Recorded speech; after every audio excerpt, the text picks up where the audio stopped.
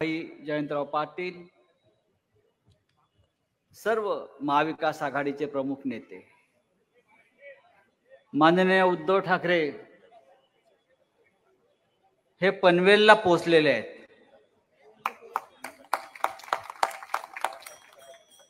आम्हाला असं वाटलं की मावळ लोकसभा मतदारसंघाच्या खासदारांना गद्दारी केल्यावर ते पक्ष आहे की नाही, पण जनसंवाद नसून जनतुफान निर्माण झालेलं मी पाहतोय. शिवसेना संपूर्ण महाराष्ट्रामध्ये माननीय उद्धवजी जनसंवाद यात्रेच्या निमित्तानं फिरतायत. आता जनसंवाद म्हणजे काय असतो की लहान लहान बैठका घेणं, शाखेत जाणं, कार्यालयात जाणं, पण या संवादाचं रूपांतर ज्या पद्धतीनं भगव्या तुफानात झालेलं आहे, हे तुफान पाहिल्यावर एक खात्री पटते की कितीही डुप्लिकेट शिवसेना येऊ द्यात, बाळासाहेब ठाकरेंची आणि उद्धव ठाकरेंची शिवसेना हीच या महाराष्ट्रामध्ये, या देशामध्ये अजिंक्य आणि अजय राहिल्याशिवाय राहणार नाही. जबाबदारी फार मोठी आहे ही गद्दारी ते कायमची काढण्याची. पुन्हा या मावळ या लोकसभा मतदारसंघाचं वैशिष्ट्य असं आहे गीते साहेब, रायगड आहे आणि वर मावळ आहे आणि दोन्ही जिल्हे छत्रपती शिवाजी महाराजांचे. या दोन्ही भूमीवर छत्रपती शिवाजी महाराजांच्या पदस्पर्शाने पावन झालेले हे दोन्ही जिल्हे आहेत आणि या मातीला कलंक लावण्याचं काम ज्यांनी केलं इथे, त्यांना इकडली जनता माफ करणार नाही. कालच माननीय उद्धव साहेबांनी फार मोठी घोषणा केलेली आहे आणि ती घोषणा जिथे पोचायची तिकडे पोचलेली आहे. तुमचे नरेंद्र मोदी काय म्हणतात, अब की बार 400 पार. उद्धवजींनी घोषणा दिली आहे, अब की बार भाजपा तडीपार. आणि काल ही तडीपारीची नोटीस उद्धव ठाकरे साहेबांनी काढली आहे.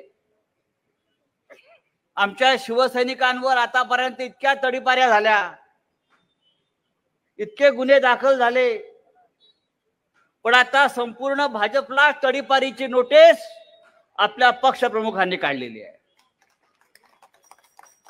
संपूर्ण देशभरातले तडीपार घेऊन हा पक्ष उभा राहिला. सगळे भ्रष्टाचारी, सगळे चोर, सगळे दरोडेखोर, सगळे बलात्कारी, सगळे भ्रष्टाचारी, या सगळ्यांचा तडीपार पक्ष कुठला असेल तर तो भारतीय जनता पक्ष. अशा भारतीय जनता पक्षाला या महाराष्ट्राच्या मातीमध्ये स्थान मिळू नये, हा पक्ष इथून कायमचा नेस्तनाबूत केला पाहिजे. यासाठी माननीय उद्धव ठाकरे साहेबांनी जो संघर्ष सुरू केलेला आहे त्या संघर्षाला आपण साथ दिली पाहिजे. मावळ तर आपण जिंकणारच आहोत, बाजूला रायगड जिंकणार आहोत आणि संपूर्ण महाराष्ट्रामध्ये शिवसेनेच्या माध्यमातून महाविकास आघाडीचे 48 पैकी किमान 40 खासदार निवडून आणायचे आणि या दिल्लीतून नरेंद्र मोदीचं सरकार हद्दपार तडीपार करायचं. यासाठी हा जनसंवाद, हा मेळावे ठिकठिकाणी सुरू आहे. काल नरेंद्र मोदी यांनी फार मोठा विरोध केला जयंतराव.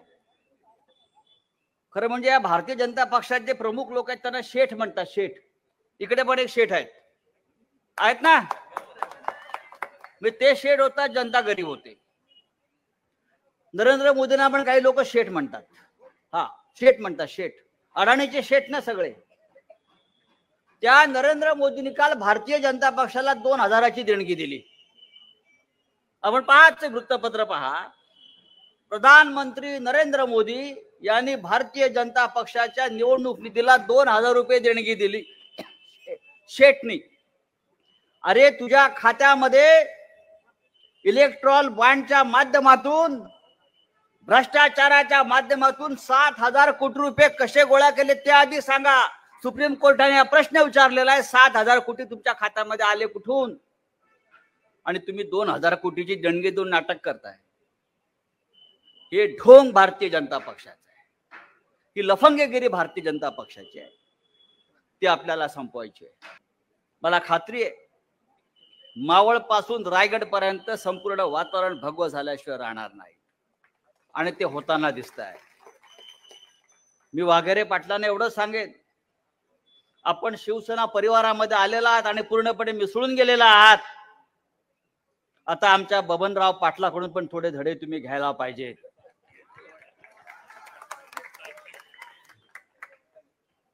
ही शिवसेना अशीच आहे, अंगावर आलं तर शिंगावर येऊ, अरे म्हणाल तर कारे म्हणू.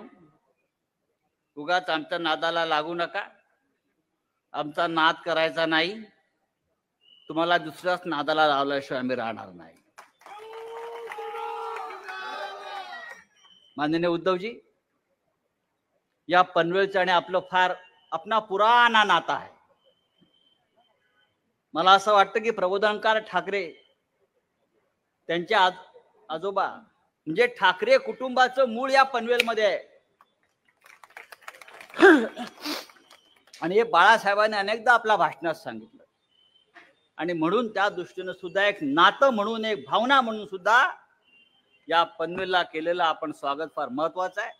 मी पुन्हा एकदा आपणा सगळ्यांचं आभार मानतो की आपण ज्या जल्लोषात स्वागत केलं, अशाच पद्धतीनं लोकसभेला शिवसेनेच्या खासदारांना विजयी करून त्या विजयी मिरवणुकीला सुद्धा उद्धवजींना आमंत्रित करा. जय हिंद, जय महाराष्ट्र.